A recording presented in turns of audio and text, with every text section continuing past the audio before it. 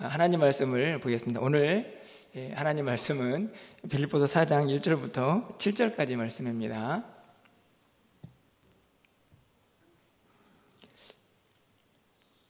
신약성경 321쪽, 322쪽에 있네요. 1절부터 7절까지 말씀 교도가도록 하겠습니다. 7절은 함께 읽습니다.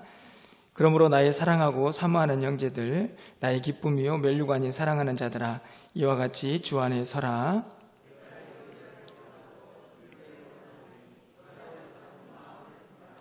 또 참으로 나와 멍에를 같이 한 내게 구하노니 복음에 나와 함께 힘쓰던 저 여인들을 돕고 또한 글레멘드와 그 외에 나의 동역자들을 도우라. 그 이름들이 생명책에 있느니라. 너희 관용을 모든 사람에게 알게 하라. 주께서 가까우시니라.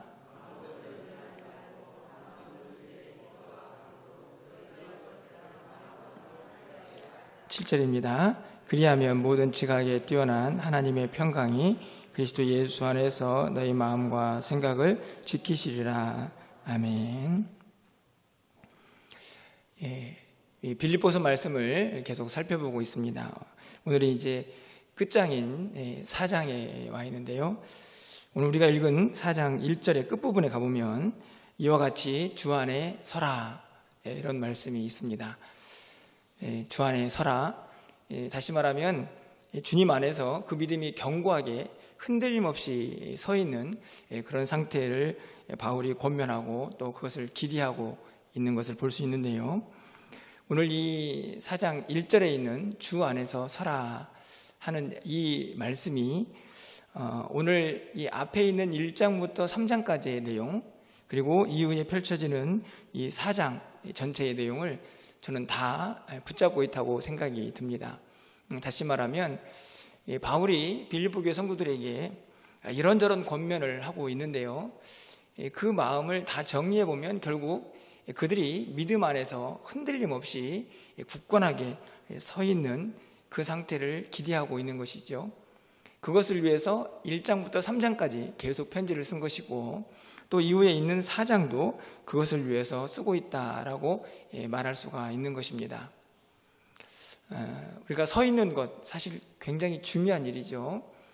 우리가 일상을 살아가면서 서서 걷는다는 것 자체가 굉장히 일상적인 일처럼 보이지만, 사실 병원에 가거나 또 우리가 이런저런 이유로 어려움을 겪을 때 보면 서서 걷는다는 것이 얼마나 행복한 일인가, 그것이 참 대단한 일인가 하는 것을 생각해 볼 수가 있습니다. 믿음도 마찬가지라고 생각이 듭니다. 우리가 단단히 서서 견고하게 흔들림 없이 서 있는 그 믿음이 매우 중요하다는 것입니다. 그것을 위해서 오늘 바울은 몇 가지를 우리에게 권면하고 있는데요. 가장 먼저 이 바울이 오늘 빌립보 교회 성도들을 생각하면서 그들에게 이렇게 편지를 쓰고 있습니다. 우리 4장 1절 말씀을 좀 가서 보시면, 그러므로 나의 사랑하고 사모하는 형제들, 나의 기쁨이요 면류관인 사랑하는 자들아, 이와 같이 주 안에 서라. 바울이 빌립보 교회 성도들을 뭐라고 부르고 있습니까? 나의 사랑하고 사모하는 형제들, 그리고 나의 기쁨, 나의 면류관, 이렇게 표현을 하죠. 저는 이 빌립보 교회 성도들을 향해서 바울이 이 내용을 쓸 때마다 어떤 감정이었을까 하는 생각을 늘 가져봅니다. 여러분 주변에 있는 성도님들이든 아니면 여러분이 함께하고 있는 세상 사람들이든, 여러분이 누군가에게 편지를 쓰거나 그들을 떠올릴 때 이런 표현을 쓸 수 있는 사람들이 얼마나 되는지요. 사랑하고 사모하는 사람들, 내가 너를 생각할 때마다 나에게 기쁨이 넘치고 너는 나의 면류관이다 라고 말할 수 있는 사람, 그런 사람이 있는 사람은 정말 행복하지 않을까, 이런 생각을 해보게 되었습니다. 그런데 누군가에게 이런 표현을 쓰기 위해서는 반드시 거쳐야 하는 과정이 있다고 생각이 듭니다. 그것은 다른 것이 아니고 상대방을 향한 헌신과 섬김, 그것이 있을 때만, 그런 것을 통해서 관계가 맺어질 때만 가능한 표현이 아닐까 생각이 듭니다. 쉽게 말하면 바울이 여러 곳에 다니면서 전도하고 또 교회를 세우지 않습니까? 그렇게 전도를 하면서 교회를 세웠는데 바울이 마치 그냥 유람을 하는 것처럼 가가지고 이런저런 사람들에게 복음을 전하긴 하지만 예수를 믿으려면 믿으시고 말라면 마십시오. 그렇게 그냥 흘러 지나가듯 복음을 전하고, 그리고 교회가 세워지면 교회가 세워졌구나 가서 또 몇 번 설교하고, 만약에 그런 식으로 이 전도를 하고 선교를 하면서 교회를 세웠다고 하면 그 성도들을 향해서 과연 이런 표현을 쓸 수가 있을까요? 야, 내 사랑, 내 기쁨, 내 면류관. 저는 적어도 이런 표현을 쓴다고 할 때에는 이 교회를 향해서, 또 빌립보 교회 성도들을 향해서 바울이 얼마나 희생을 하고 또 얼마나 그들을 뜨겁게 사랑하면서 그들을 섬겼는지 하는 그 내용이 이 단어 속에 포함이 되어 있다고 생각을 하는 것입니다. 여러분 3장 18절 말씀을 좀 가서 보시면, 내가 여러 번 너희에게 말하였거니와 이제도 눈물을 흘리며 말하노니. 눈물을 흘리죠. 왜 눈물을 흘립니까? 이 빌립보 교회 성도들 생각할 때마다 말씀 안에서 좀 잘 서야 하는데 그렇지 못한 경우들을 떠올리면서 눈물 어린 권고 또 권면을 하고 있는 것이죠. 뿐만 아니라 빌립보서 2장 17절 말씀을 가서 보시면, 만일 너희 믿음의 재물과 섬김 위에 내가 나를 전제로 드릴지라도, 자신을 완전히 헌신하고 전제처럼 그렇게 희생할지라도 바울은 기뻐한다 라고 말을 하고 있습니다. 얼마나 뜨거운 마음으로 빌립보 교회 성도들을 사랑했는지, 그들을 위하여 헌신했는지 알 수가 있는 대목입니다. 그런 생각을 좀 해봅니다. 저도 언젠가 이제 우리 멸관교회 이제 목회를 그만둘 좀 되었을 때 하나님 앞에서 우리 멸관교회 성도님들은 저의 기쁨이고 저의 면류관입니다. 이렇게 자신 있게 말하려고 하면 은퇴할 때쯤에 그때 어떤 마음이 일어나서 쓸 수 있는 표현이 아니고, 그 모든 과정 속에서 여러분과 함께하는 그 모든 목회의 현장 속에서 여러분을 위해서 헌신하고 섬기고 여러분 때문에 눈물 흘리고 기뻐하고, 그 모든 것들이 어우러질 때 가능한 표현이라는 것이죠. 그런데 바울이 빌립보 성도들을 향해서 이런 표현을 쓸 때에는 저는 바울과 성도들과의 관계만이 아니고 우리 모든 성도님들이 그런 서로를 향해서 관계가 되었으면 좋겠다 하는 마음이 담겨져 있다고 생각이 듭니다. 그런 내용들을 2절에서 3절에서 또 살펴볼 수가 있는데요. 2절 말씀을 가서 보시면, 내가 유오디아를 권하고 순두개를 권하노니 주 안에서 같은 마음을 품으라. 이 두 사람이 어찌된 일인지 모르겠지만 불협화음이 생긴 것 같습니다. 그들에게 권하죠. 주 안에서 같은 마음을 품어라, 하나가 되라 하는 말씀입니다. 그런데 3절 말씀을 좀 가서 보십시오. 또 참으로 나와 멍에를 같이 한 내게 구하노니 복음에 나와 함께 힘쓰던 저 여인들을 돕고, 또한 글레멘드와 그 외에 나의 동역자들을 도우라. 그 이름들이 생명책에 있느니라. 바울은 계속해서 성도들을 떠올리고 있습니다. 나와 멍에를 같이 한 사람들, 그리고 저 여인들을 도우라고 하는데 그 여인들은 아마도 위에 있는 유오디아와 순두개인 것처럼 보입니다. 어찌된 일인지 서로 같은 마음을 품지 못하고 있는 그들도 역시나 함께 동역을 하고 있는 사람들이기 때문에 그들을 도우라 하는 이야기죠. 글레멘드도 떠올리고 있습니다. 그 외에 많은 동역자들, 그들과 하나가 되어서 함께 신앙생활하고 함께 서로 기쁨이 되며 서로 면류관이라 라고 말할 수 있는 그런 존재가 되기를 기대하고 있는 것이죠. 여러분, 여기에 있는 이름들을 한번 생각해 보십시오. 유오디아, 순두개, 글레멘드, 그리고 기타 동역자들. 사실은 단순한 이름들이지만 바울이 빌립보 교회를 섬기면서 그 이름 하나하나에 역사가 있지 않겠습니까? 그 사람을 어떻게 만났고 그 사람과는 어떤 일을 같이 했고 어떻게 마음을 나누어서 교회를 섬겼고 이런 모든 일들이 이름 하나하나에 다 담겨져 있는 것이죠. 그 이름들이 모여서 바울의 사역이 된 것입니다. 그리고 더 나아가서는 빌립보 교회가 된 것이죠. 바울은 지금 그 상황들을 잘 떠올리면서 자신이 빌립보 교회 성도들을 향해서 헌신하고 섬겨서 희생해서 결국에는 그들이 자신의 기쁨이 되고 그리고 면류관 같은 존재가 되었던 것처럼 성도들도 그렇게 하나가 되어서 주님 안에서 그런 공동체를 이루어가기를 간절히 소망하고 있는 것이지요. 이런 공동체를 이루기 위해서는 반드시 희생과 섬김이 필요하다는 사실을 우리가 잊어서는 안 된다는 말씀입니다. 제가 최근에 어떤 한 인터뷰를 기사로 본 적이 있습니다. 연세대학교의 명예 철학 교수님이신데요, 김영석 교수님이라고 하는 분이 계시는데 그분이 1920년생이십니다. 그러니까 한국 나이로 102세가 되셨죠. 그런데 아직도 총명하십니다. 그분하고 어떤 기자가 인터뷰를 했습니다. 그 인터뷰 내용이 굉장히 생생한데요, 그 타이틀이 뭐라고 되어 있으냐면 100년을 살아보니 알겠다. 절대 행복할 수 없는 두 분류. 100년 동안 살아온 노년의 학자가 자신이 살아온 모든 시간들을 다 정리해서 이런 사람들은 절대 행복할 수 없다. 그 두 종류의 사람으로 나눴는데요. 첫 번째 종류는 어떤 사람이냐면 정신적인 가치를 모르는 사람. 쉽게 말하면 눈에 보이는 돈, 명예, 권력 이런 것만 쫓아가는 사람은 절대로 행복하지 못하다 하는 결론을 내렸고요. 두 번째로 행복하지 못한 사람은 이기주의자라고 이야기를 했습니다. 자신밖에 모르는 사람, 그런 사람들은 절대로 결말이 행복하지 않더라 하는 이야기를 하고 있는 것이죠.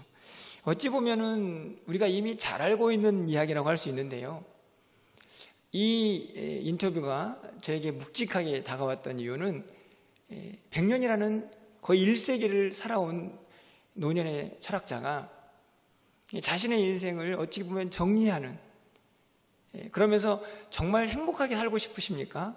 그러면 이들처럼 되면 안 됩니다라는 이야기를 하고 있기 때문입니다. 그 항목 중에, 그 분류 중에 하나가 이기적인 사람이죠. 그러니까 자신밖에 모르는 사람은 절대로 행복할 수 없다. 다시 말하면 희생하고 섬기고 누군가를 돕는 그렇게 열린 마음, 이타적인 마음을 가진 사람이 행복해진다 하는 이야기입니다. 저는 그렇기 때문에 그런 관점에서 본다고 하더라도 성도는, 우리 모든 믿는 사람들은 무조건 행복해야 합니다. 왜 그럴까요? 우리처럼 이타적으로 하나님 안에서 다른 누군가를 돕고 섬기라고 가르침을 받는 사람들이 누가 있습니까? 나 자신을 버리고 늘 다른 사람을 나보다 낮게 여기며 그들을 섬기십시오 하는 가르침을, 말씀을 통하여 늘 받고 있는 사람들이 우리들이 아닙니까? 그렇기 때문에 우리는 누구보다도 행복한 사람이 되어야 하는 것이죠. 여러분 행복하시죠? 네.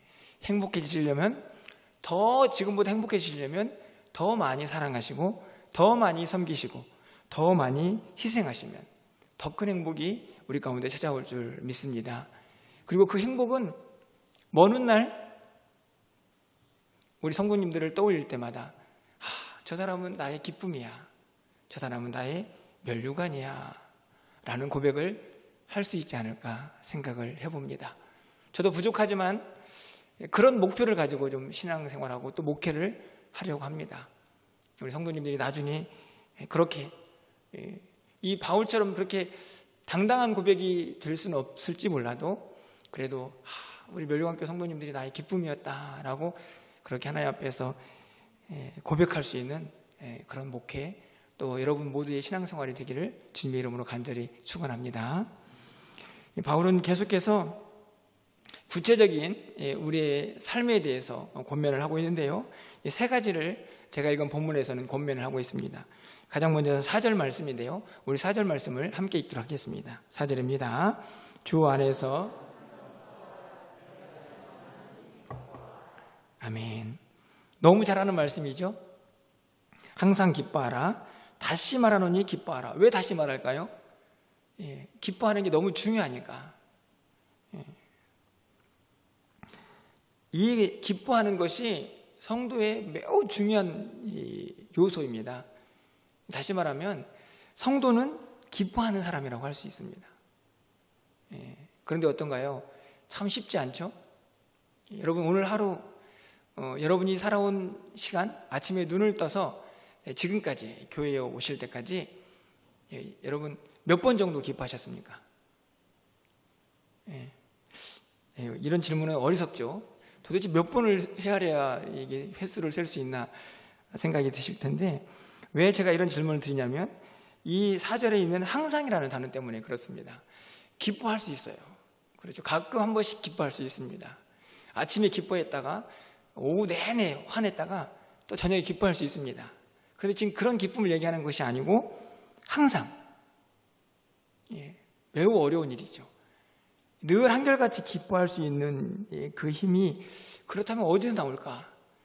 저는 이 4절에 답이 있다고 생각이 듭니다. 바로 주 안에서죠. 주님 안에 있을 때, 주님을 믿고 의지할 때만, 그 믿음이 견고할 때만 누릴 수 있는 기쁨이 항상 기뻐하는 것입니다. 왜 이 주 안에서 누리는 기쁨이 근본적이고 항상 변함없는 기쁨이 될 수 있는가? 그 이유는 아주 단순합니다. 우리가 왜 기뻐하지 못하는가를 생각해 보면요, 여러 가지 이유가 있겠지만 그 중에 가장 중요한 이유는 너무 많이 변한다는 겁니다. 우리 주변 환경도요 계속 변하죠. 변한다는 말은 뭐냐면 때로는 나에게 기쁨을 주는 일이 있을 수 있습니다. 하지만 또 때로는 나에게 슬픔을 주고 아픔을 주는 일이 있을 수 있죠. 환경은 그렇게 계속 변합니다. 환경만 변하는 게 아니죠. 환경은 그대로 있는데 내 마음도 시시때때로 변합니다. 그렇지 않습니까? 아침에는 분명히 뭔가 그냥 괜히 기분이 좋았는데 점심 먹고 나니까 뭔가 괜히 기분이 좋아지지 않는, 나빠지는, 그게 우리의 연약함이죠. 우리는 늘 환경도 내 마음도 변화무쌍합니다. 그런데 절대로 변하지 않는 그분이 있죠. 바로 주님입니다. 한결같으시죠. 우리를 향한 마음도, 우리를 향한 사랑도, 우리를 도우시는 그 은혜도 한결같습니다. 그렇기 때문에 변화무쌍한 환경 속에서 변화무쌍한 마음을 가지고 살아가는 우리가 항상 기뻐할 수 없는 것이죠. 하지만 그 상황 속에서도 우리가 항상 기뻐할 수 있는 힘은 변하지 않는 누군가를 붙잡는 것입니다. 그분이 바로 우리 주님입니다. 그래서 오늘 4절에서는 그렇게 얘기하는 것이죠. 항상 기뻐하는데 그것을 이루려면 반드시 주 안에 있어야 한다. 우리 주님이 주신 그 은혜, 우리를 십자가에서 건지시기 위해서 자기의 모든 것을 내어놓으신 그 은혜를, 변함없는 그 사랑을 우리가 생각하고 기억할 때마다, 그것을 믿음으로 붙잡을 때마다 그것은 절대로 변하지 않기 때문에 우리는 그 안에서 항상 기뻐할 수가 있다는 말씀입니다.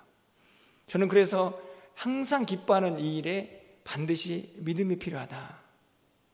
주님이 우리를 위해서 무슨 일을 하셨고 그분의 희생이 우리에게 어떤 은혜로 다가왔는지를 흔들림 없이 믿는 그 믿음이 있어야만 오늘 이 4절에 항상 기뻐할 수 있다 하는 생각을 가져보게 됩니다. 여러분, 제가 드린 말씀처럼 우리의 환경은 계속 시시때때로 변하고 내 마음도 그 안에서 매일매일 요동칩니다. 하지만 늘 한결같은 마음으로, 한결같은 모습으로 우리를 돌보시고 인도하시고 사랑하시는 그 주님 안에서 우리가 항상 기뻐하는 그 믿음을 꼭 간직하시기를 간절히 소망합니다. 두 번째로 5절 말씀이죠. 5절 말씀도 우리 함께 좀 읽어보도록 하겠습니다. 너희 관용을 모든 사람에게 알게 하라. 주께서 가까우시니라. 두 번째 권면은 모든 사람에게 너희 관용을 알게 하라 하는 말씀입니다. 관용이라는 말은 좀 어려운 말인데요, 국어 사전에서는 이렇게 이야기를 합니다. 남의 잘못 따위를 너그럽게 받아들이거나 용서함. 그래서 공동번역 현대인의 성경에서는 이 관용이라는 단어를 너그러운 마음이라고 그렇게 번역을 하고 있습니다. 너그럽다, 이 말이 관용보다는 조금 더 쉽지 않나 생각이 듭니다. 관대한 것이죠. 조금 더 쉽게 번역을 한다고 하면 마음이 넓은 사람입니다. 여러분, 보통 까칠하다 이런 말 쓰죠. 까칠하다. 사실은 그런데 이 까칠하다는 말은 원래 우리의 성격을 의미하기보다는 외형을 나타낼 때 사용하는 단어입니다. 얼굴이 좀 푸석하고 그렇게 썩 이렇게 생기 있어 보이지 않는 상태를 까칠하다고 얘기하는데, 그게 어느 순간부터 계속 우리의 외모보다는 우리의 성격을 표현할 때 까칠하다 이런 말을 종종 쓰죠. 이 관용이라는 말에 저는 반대라고 생각이 듭니다. 관용은 너그럽게 모든 것들을 좀 이해하고 용서하는 마음이라고 하면, 까칠한 마음은 계속 하나하나 꼬투리 잡고 계속 짜증을 내고 도대체가 그냥 힘들게 하루하루를 살아가는 그런 상태를 의미한다고 말할 수가 있습니다. 여러분 어떠신가요? 좀 마음이 넓으십니까? 다른 사람들이 보기에 야, 저 사람 참 관대하다 이런 이야기를 듣고 계시나요? 사실 이 5절에서도 우리를 정말 힘들게 하는 단어가 또 등장을 합니다. 무슨 단어인가요? 모든 사람이죠. 모든 사람. 이 4절에서 우리를 힘들게 하는 단어는 어떤 단어입니까? 항상이라는 단어고, 5절에서는 모든 사람입니다. 기뻐하다가 슬퍼하다가 근심하다가 이렇게 할 수 있다고 하면 항상이라는 단어를 쓸 수가 없겠죠. 모든 사람도 마찬가지입니다. 그러니까 나에게 잘해주는 사람, 나에게 편한 사람, 그런 사람 앞에서는요 누가 말하지 않아도 우리는 넉넉합니다. 그렇죠? 나한테 항상 잘해주는 사람인데 그 사람 앞에서 관대하지 않을 이유가 없는 것이죠. 근데 문제는 어떤 사람입니까? 나를 힘들게 하고 나를 막 짜증나게 하고 그런 사람, 때로는 나를 막 괴롭히는 사람, 그런 사람들까지 관용할 수 있을까? 정말 힘들죠. 그래서 모든 사람이라는 이 단어가 우리를 힘들게 하는 것입니다. 사실 우리 자신에게 대해서는 우리가 얼마나 관대합니까? 그렇죠? 어지간한 거는 다 용서가 되죠. 조금 늦게 일어나도 오늘 좀 피곤하니까 좋아, 괜찮아. 다른 사람이 막 약속 안 지키고 막 그러면 막 짜증내고 화가 나죠. 그것만 봐도 우리 스스로에게는 굉장히 관대한데 다른 사람에게는 상황에 따라서 또 그 사람의 상태에 따라서 매우 관대하지 못한 우리의 모습을 보게 됩니다. 하지만 오늘 성경은 뭐라고 얘기합니까? 모든 사람에게 너희 관용을 알게 하라. 스스로 야 나는 관대한 사람이야 이게 아니고 누가 봐도 저 사람은 참 관용이 있네, 관대한 사람이네, 마음이 너그럽네 라고 인정받는 그런 신앙생활을 하라는 말씀이죠. 여러분, 그런데 이 모든 사람을 관용하면서 살 수 있는 그 힘은 어디에 나올까? 저는 오늘 이 4절에서는 항상 기뻐하는 힘이 주 안에 있다라고 말씀을 드렸는데요, 이 5절에서는 이 모든 사람에게 관용을 베풀 수 있는 그 힘은 이 5절 끝부분에 나와 있다고 저는 생각을 합니다. 바로 끝부분에 뭐라고 나와 있습니까? 5절 하반절 말씀을 보면 주께서 가까우시니라. 이게 무슨 말씀인가요? 주님 앞에 갈 날이 얼마 남지 않았다. 다시 말하면 종말 신앙을 가지고 살아가는 것입니다. 아니, 좀 더 구체적으로 말하면 하나님 나라를 소망하며 사는 것이죠. 우리의 믿음이 이 땅에 집착을 하면 절대 너그러울 수 없습니다. 왜 그럴까요? 이 땅에서는 더 하나라도 붙잡아야 하고 더 하나라도 가져야 하죠. 그런데 하나님 나라에서는 그거 다 필요 없습니다. 그래서 하나님 나라를 소망하는 사람, 다시 말하면 주님께서 가까이 오셨고, 다시 말하면 우리가 가까이 주님 앞에 갈 날이 얼마 남지 않았다, 이런 이 종말론적인 신앙을 가지고 있는 사람들은 너그러울 수가 있다는 말씀입니다. 여러분, 빌립보서 3장 20절 말씀이죠. 지난주에 살펴본 말씀인데요, 이렇게 기록이 되어 있습니다. 그러나 우리의 시민권은 하늘에 있는지라 거기로부터 구원하는 자 곧 주 예수 그리스도를 기다리노니, 주님을 기다리죠. 오늘 이 5절 하반절에 있는 주께서 가까우시니라는 말씀과 다르지 않습니다. 우리의 시민권이 어디에 있습니까? 하늘에 있죠. 이 땅에 있는 게 아닙니다.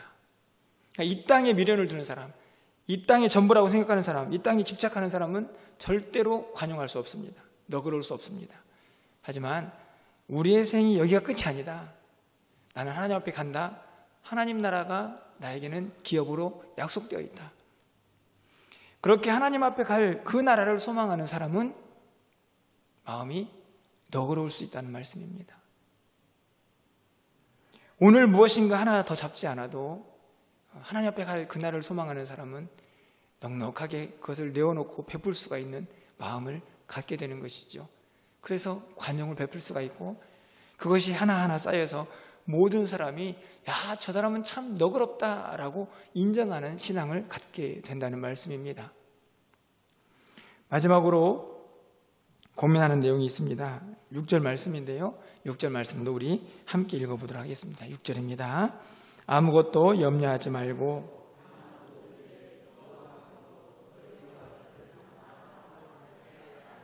아멘. 이 6절에 있는 말씀에 여러 가지 단어들이 등장을 합니다. 염려, 기도, 간구, 감사, 이 단어들을 다 정리해보면 이 6절의 핵심은 어떻게 우리가 기도해야 할 것인가 하는 내용을 담고 있습니다. 이 본문에서도 우리를 어렵게 하는 단어가 등장합니다. 어떤 단어인가요? 아무것도, 그리고 모든 일에. 한결같죠? 기뻐해도 항상 기뻐해야 되고, 관용을 베풀어도 모든 사람에게 베풀어야 하고, 기도할 때도 모든 일에 아무것도 염려하지 말고 기도해야 한다고 하나님께서 바울을 통해서 우리에게 가르쳐주고 계십니다.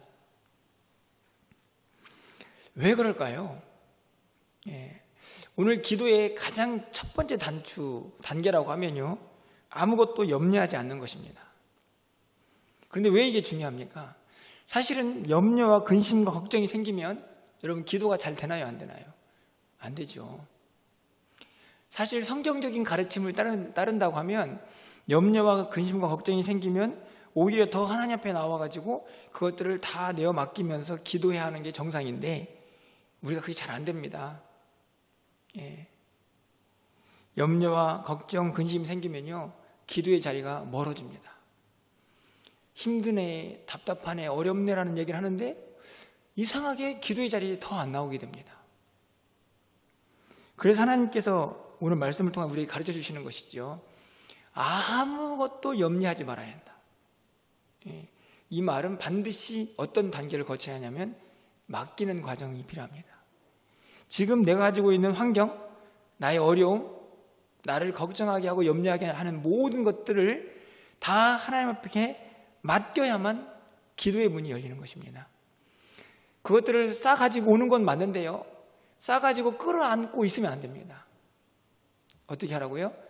싸가지고 와서 하나님 앞에 던져놓으셔야 합니다.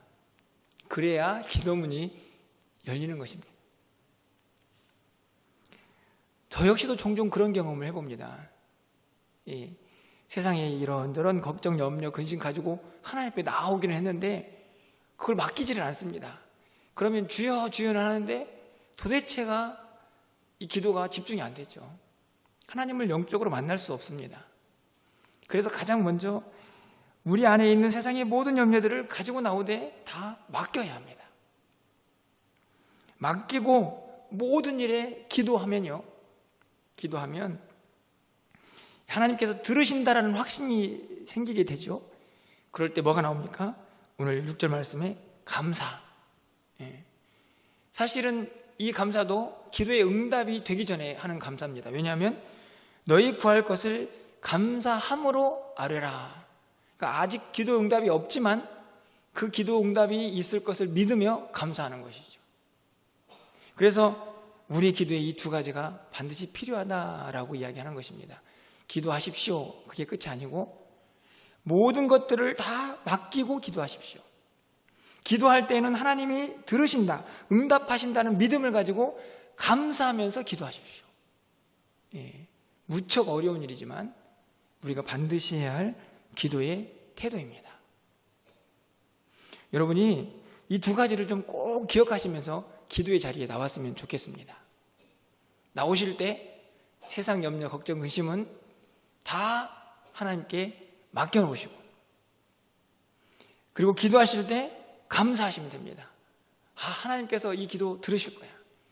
하나님의 뜻과 방법과 시간에 따라서 이 기도를 응답하실 거야 라는 확신을 가질 때에 우리 안에 염려는 사라지고 기도를 통하여 감사가 넘쳐나게 될 것입니다.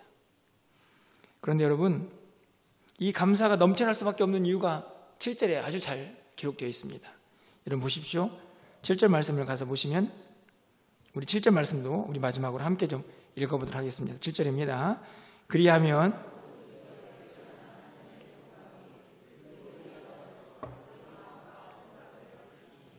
아멘. 모든 지각에 뛰어난 하나님, 그 하나님은 어떤 하나님이냐면 우리의 생각을 뛰어넘는, 우리의 상상을 뛰어넘는 하나님입니다. 그 하나님이 우리에게 평강을 주시는데요, 그 평강은 우리의 마음과 생각을 지키는 것과 연관되어 있습니다. 앞에 있는 6절의 내용과 저는 다르지 않다고 생각이 듭니다. 우리가 왜 불안하고 염려하고 우리 안에 평안이 사라집니까? 우리의 마음이 흔들리기 때문이죠. 그런데 오늘 7절 말씀을 보시면 주님 안에서 우리의 마음과 생각이 지켜집니다. 다시 말하면 흔들림 없이 견고해지죠. 그러면 평안이 찾아옵니다. 그런데 그 평안은 어떤 평안이냐? 내가 상상한 그 이상의 평안이고, 다른 사람들이 보기에 어떻게 사람이 저렇게 어려운 상황 속에서도 저렇게 평안을 누릴 수가 있어? 라고 생각이 되는 평강입니다. 그것이 모든 지각에 뛰어난 하나님의 평강입니다. 양과 질에서 우리의 상상을 초월하는 하나님의 평강이 우리 가운데 임하게 되죠. 여러분 6절에서는 무엇으로부터 시작합니까? 모든 염려, 걱정, 근심, 그것이 기도를 통하여 어떻게 바뀌어집니까? 평강으로 바뀌어지죠. 감사로 바뀌어집니다. 그게 기도의 힘입니다. 이사야 26장 3절 말씀에 가서 보면 이렇게 기록이 되어 있습니다. 주께서 심지가 견고한 자를 평강하고 평강하도록 지키시리라. 이는 그가 주를 신뢰함이니이다. 심지가 견고한 자, 그렇죠. 마음과 생각이 움직이지 않는 사람은 평강이 넘쳐나게 되어 있습니다. 동일한 말씀입니다. 오늘 6절과 7절 말씀을 좀 정리해 볼까요? 정리해 보면 이렇게 5가지로 정리가 됩니다. 가장 먼저는요, 걱정과 염려가 가득한 우리의 환경이 있습니다. 화면을 좀 띄워주세요. 두 번째로는 그럼에도 불구하고 하나님 앞에 나와서 우리는 기도해야 합니다. 다 맡기고 기도하죠. 그렇게 하나님 앞에 맡기고 기도하면 하나님의 응답이 우리 가운데 함께할 것을 믿기 때문에 우리 안에 감사가 넘치고 감사로 아랠 수가 있습니다. 그렇게 기도할 때에 하나님이 예수 안에서 우리의 마음과 생각을 붙잡아 주십니다. 아무리 세상이 우리를 힘들게 하고 염려와 걱정이 가득할지라도 우리 마음이 흔들리지 않도록 붙잡아 주시죠. 그 결과 상상할 수도 없는 하나님의 평강이 우리 가운데 임하게 되어 있습니다. 이게 바로 기도의 힘입니다. 이 말씀을 맺으려고 합니다. 오늘은 좀 주제가 다양하게 펼쳐져 있습니다. 1, 2, 3절에서는 바울이 이 빌립보 교회 성도들을 생각하면서 어떤 관계가 되었으면 좋겠다 하는 바람을 그가 빌립보 교회를 생각하는 그 마음으로 표현하고 있고요. 그리고 4절부터는 구체적으로 빌립보 교회 성도들이 이렇게 살았으면 좋겠다 하는 기대를 마음속에 담아서 편지를 쓰고 있습니다. 가장 먼저는 항상 그들이 기뻐했으면 좋겠고, 그리고 그들이 모든 사람 앞에서 그들의 관용을 드러냈으면 좋겠고, 그리고 세상의 많은 염려들을 다 하나님께 맡기고 기도로 나아가며 주님 주신 평강을 그들이 누렸으면 좋겠다 하는 기대를 가지고 있습니다. 저도 동일하게 우리 사랑하는 성도님들이 이 3가지를 꼭 이 땅 가운데에서 맛보면서 이루면서 살아가기를 간절히 기도합니다.